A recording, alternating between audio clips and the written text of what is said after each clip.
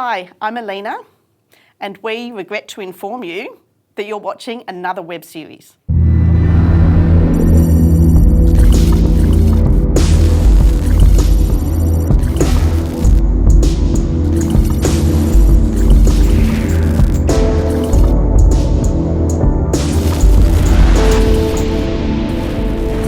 It's 2020.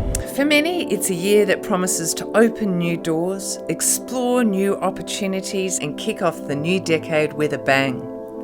But for one Sydney-sider, it was a year that would bring about a world of misfortune.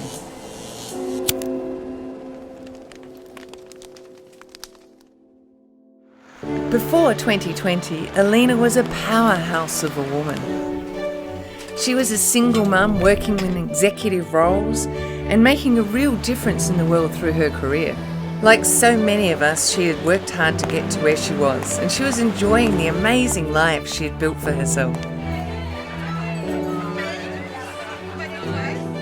But things took a dark turn once the new year started.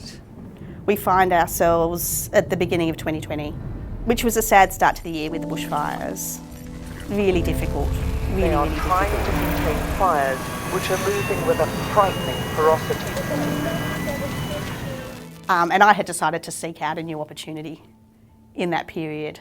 And yes, we were in the middle of the bushfires, but there were some opportunities around, which was fantastic. And then take your mind back to 14th of March, I think it might have been, the first National Cabinet meeting and the Prime Minister's address.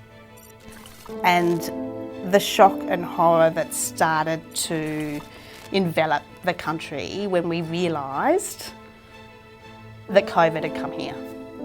The pandemic had brought about a world of pain for Alina, and like many others impacted by the effects of COVID, she found herself hitting rock bottom. So this sort of darkness and sense of foreboding had well and truly settled in. My gorgeous puppy dog Panda, she got really sick with bone cancer and died. Yeah! But there was a role that I was in the running for. The hope of that was keeping me going. And when I got the "we regret to inform you" call, there was slumping like I've never slumped. I just didn't know where to put myself and I didn't know what to do next. I told everyone about this job. I was convinced I was going to get it. That was a real blow, and it was a blow at a time where there weren't any new jobs around. There was nothing. Economic activity had ground to a halt, so I didn't do anything. The shame that you feel that you're not sure that you're going to be able to provide for your children and keep a roof over their head. How do you explain that to them without feeling like, well, mum doesn't have a job, you know?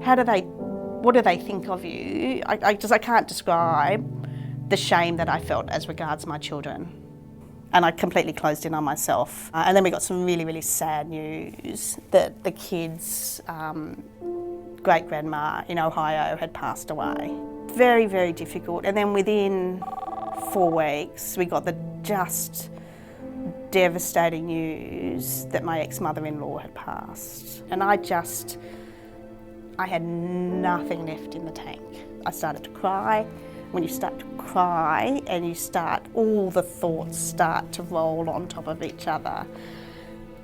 Global pandemic, stuck at home, scared that we're going to get what's going to happen, what's happening with the economy, Paige isn't working, Nick's doing uni from home, can't get a job. There are no jobs and there's nothing for me to hold on to. Made the whole COVID situation so very real and really scary. So the motivation to get out of bed in the morning and to turn on the email with those blasted job alerts that you get. We've all been there. You subscribe to everything and you get so many, I just can't keep looking. There's nothing that's working for me. While it felt like nothing could pull Alina out of the darkness that she found herself in, there was a glimmer of light. Hudson were busy working on a new portal to help people like Alina find the next job faster. The Job Accelerator had been developed over the last few years with cutting-edge new technology, and this new portal was here to help people like Alina and so many others who had found themselves in the darkness. But was she ready to take the leap?